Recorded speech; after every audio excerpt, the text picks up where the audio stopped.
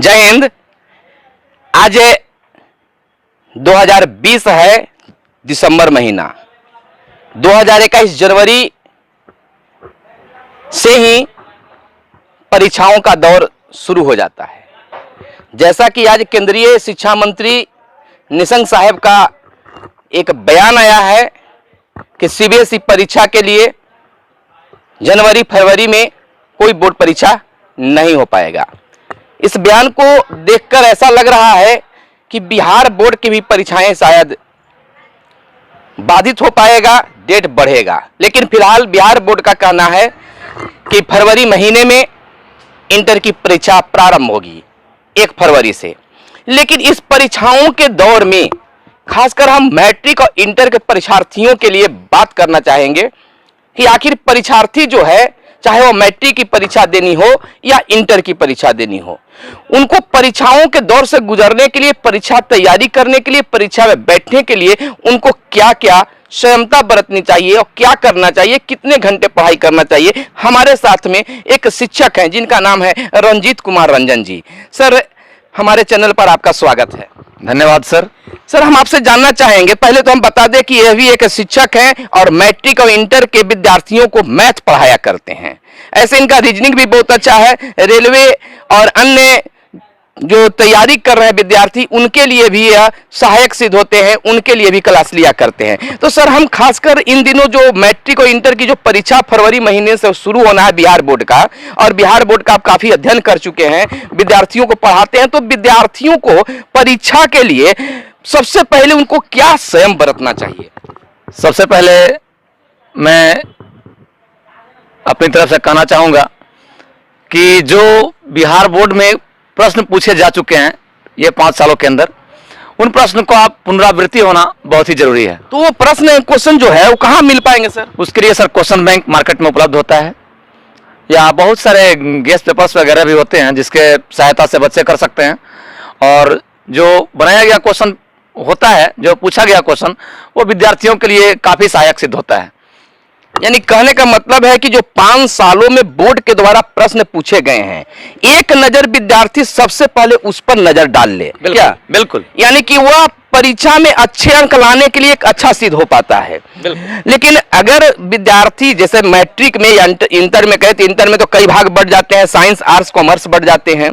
तो खासकर हम साइंस वाले के लिए आपसे जानना चाहेंगे कि साइंस वाले को मैथ भी पढ़ना पड़ता है, बायो भी पढ़ना पड़ता है, तो उनको अपने मुख्य विषय के लिए कुछ अलग से तैयारी करना पड़ता है कि सभी विषयों को बराबर ध्यान में रखकर पढ़ना चाहिए? सभी विषयों को बराबर ध्यान में रखकर पढ़ा जाए तो और मेरे समझ से बेहतर होगा। लेकिन ऐसे जो खास करके मैथ का स्टूडेंट हैं वो मैथ पर ज़्यादा फोकस करें और बायोलॉजी वाले बायोलॉजी पर ज़्यादा फोकस करें। लेकिन यदि दोनों विषय अगर फार बेटर दोनों का है तो और भविष्य के लिए बेहतर होगा।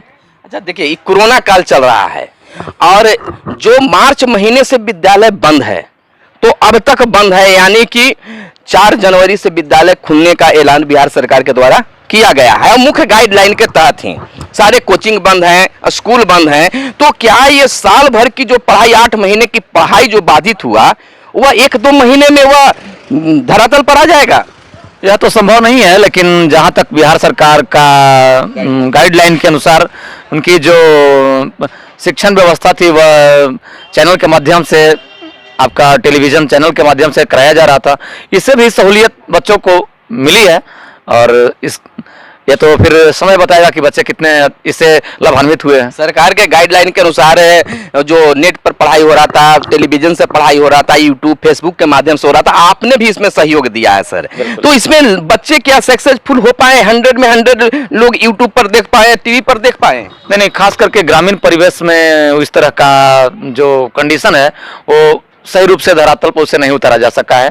क्योंकि मैंने बहुत सारे बच्चों से पूछा, चूंकि ग्रामीण परिवेश में जो बच्चे हैं उन बच्चों ने इस चीज पर उतना पहल नहीं किया है। देखिए, ग्रामीण क्षेत्रों में अक्सर देखने के लिए मैं सबसे पहला तो नेट प्रॉब्लम है। दूसरी बात, ग्रामीण क्षेत्र में जो है किसान लोग रहते हैं, किसान के बच्चे हैं, और इतने भारी भरकम मोबाइल 10,000 20,000 के खरीदना उनके लिए शायद हमें लगता है कि मुनासिब नहीं। बहुत सारी प्रॉब्लम है। अगर मोबाइल है भी तो रिचार्ज नहीं है, रिचार्ज है भी तो वहाँ पर टावर प्रॉब्लम है। इस तरह की सुविधाएं यहाँ पर नहीं है उपलब्ध, जिसकी वजह से काफी परेशानियां हैं। ठीक है सर, मान लीजिए कि यहाँ पर अगर 20% या 40% बच्चे भी यूट्यूब या अन्य साधनों के माध्यम से, सोशल मीडिया के माध्यम से उन्होंने तैयारी किया हो, लेकिन 80% जो बच्चे हैं या 50% जो बच्चे हैं वो तैयारी नहीं कर पाए हैं, घर पर ही स्वाध्ययन किए हैं, तो अब उनके लिए परीक्षा में इंटर में शामिल होना है, उनको मैट्रिक में शामिल होना है, तो तत्काल इतना रफ्तार से वो कार्य को कर ले कि उनका इंटर और मैट्रिक का रिजल्ट आ सके, उसके लिए क्या करना होगा?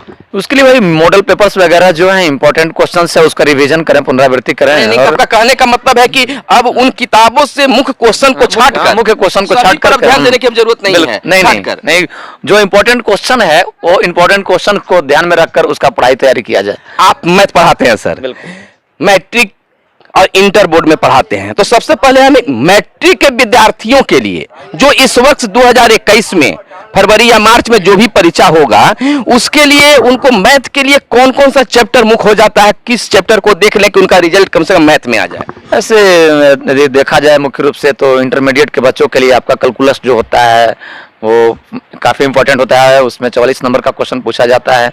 और मैट्रिक में तो ऐसे सभी जो चैप्टर्स हैं उससे कुछ ना कुछ क्वेश्चंस होते हैं, जैसे ट्रिगोनोमेट्री हुआ है और आपका इधर भी आपका अलजेब्रा से क्वेश्चंस होते हैं।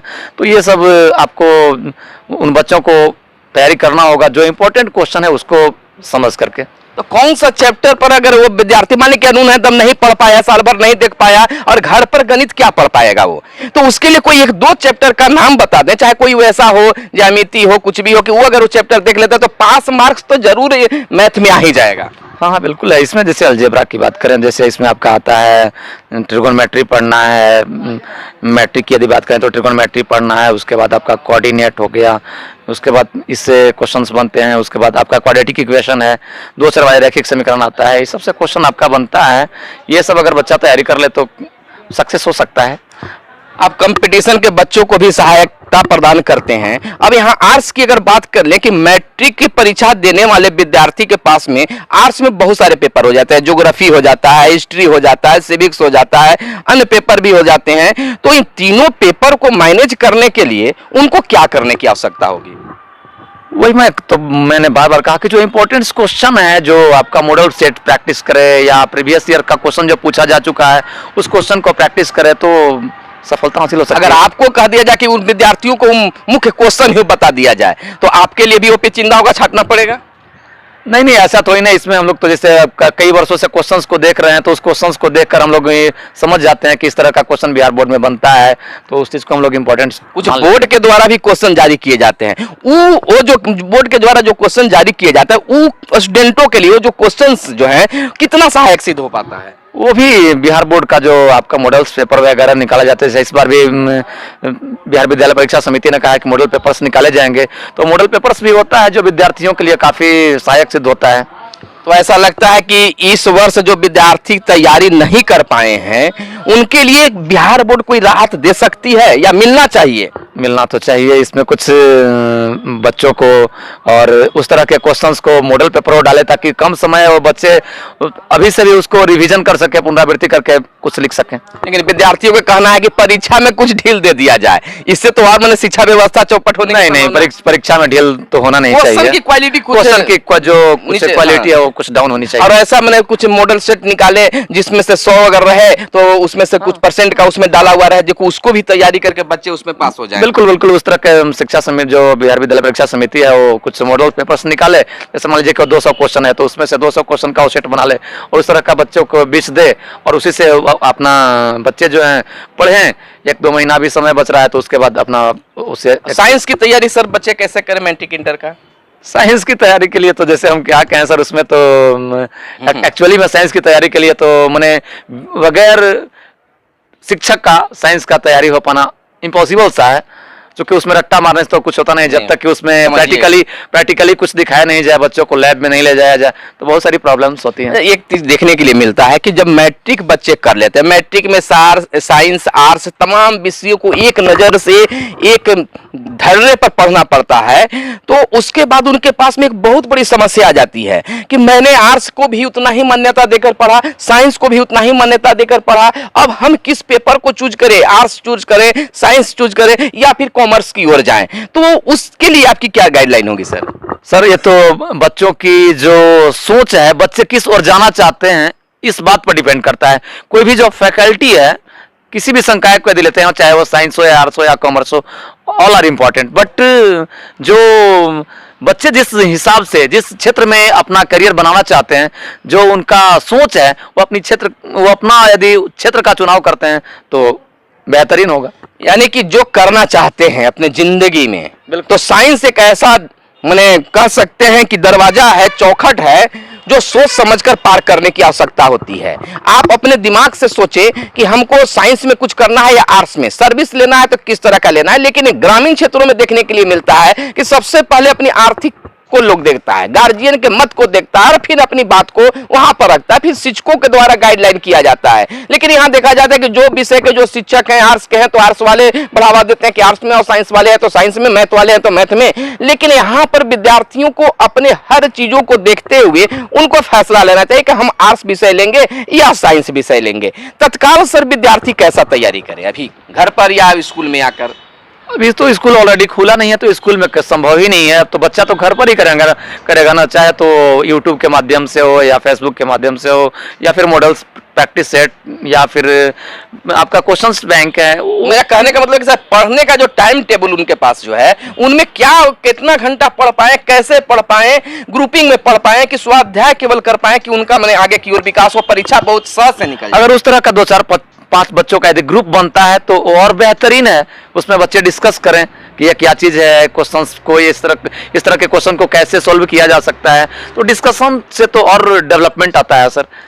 चलिए, आप अगर मैट्रिक इंटर बोर्ड के परीक्षार्थी हैं तो आपके सहयोग के लिए हमारे सर का भी चैनल है, जिनको पर आप जाइए और अगर पसंद आए तो वीडियो को देखिए और सपोर्ट कीजिए। इनको इतना सपोर्ट कीजिए कि आने वाले समय में इनका एक चैनल एक महत्वपूर्ण रूप से जाना जाए। हम जानना चाहेंगे इन्हीं के जुबान से कि आखिर इनका चैनल क्या है, क्या नाम है और किन विषयों को लेकर बच्चों के, विद्यार्थियों के बीच में ये जाया करते। सर आपका कौन सा चैनल है? मेरा चैनल का नाम है एजुकेशन संवाद। चलिए, एजुकेशन संवाद नाम का है। आप उसमें हिस्ट्री पढ़ाते हैं क्या? नहीं, उसमें मैथ पढ़ाते हैं। मैथ के टीचर हैं, मैथ पढ़ाते हैं। और हमने देखा है इनको चैनल को कि बहुत ही इजीली ढंग से अपने चैनल पर ये बताने की कोशिश करते हैं। लेकिन ग्रामीण क्षेत्र है, आप बड़े बड़े चैनलों पर जाते हैं जहां पर लाइट बढ़िया होता है, भयंकर कैमरा होता है, डीएसएलआर से बनाते हैं, लेकिन एक साधारण मोबाइल से बनाते हैं। अगर आप भी गरीब के बच्चे हैं तो इनको जो कम संसाधन में आपके लिए कुछ लेकर आना चाहते हैं तो सपोर्ट करें। क्या सर? बिल्कुल। आप कैसा सपोर्ट चाहते हैं हमारे व्यूअर्स से? बिल्कुल, हम चाहेंगे कि जो हम जिस चीज कंटेंट को डाल रहे हैं उसमें अपना हमें विचार दें कि किस तरह का कंटेंट होगा। जैसे इसमें अभी मैंने रेलवे एनटीपीसी का या ग्रुप डी का जो आया हुआ है वैकेंसी, उस तरह का भी वीडियो मैंने बनाया है। और यदि इस पर जिस तरह का स्टूडेंट मांग करते हैं उसमें हम संशोधन करने का काम करेंगे। जैसा कि मैंने पहले ही बता चुका हूं कि विद्यार्थियों के लिए बोर्ड से कई अपडेट जारी किए गए हैं, जिसमें कहा गया है कि विद्यार्थी जब परीक्षा देने जाए तो ओएमआर शीट के लिए ना तो जेल पेन का उपयोग करें, ना ब्लेड का उपयोग करें और ना ही व्हाइटनर का उपयोग करें। अगर उपयोग किए जाते हैं इन तीन चीजों का तो उनकी ओएमआर शीट जांच नहीं होगी। तो आप इस अपडेट के साथ, मैं चाहूंगा कि अगर इस वीडियो को हमारे फेसबुक पेज पर देख रहे हैं तो फेसबुक पेज को लाइक कर दें, अगर यूट्यूब चैनल पर देख रहे हैं तो यूट्यूब चैनल को सब्सक्राइब कर दें। इंस्टाग्राम पर भी आपका मगध संवाद है और डेली हंट पर भी आप मगध संवाद को फॉलो करना न भूलेंगे। तो धन्यवाद। जय हिंद, जय भारत, वंदे मातरम।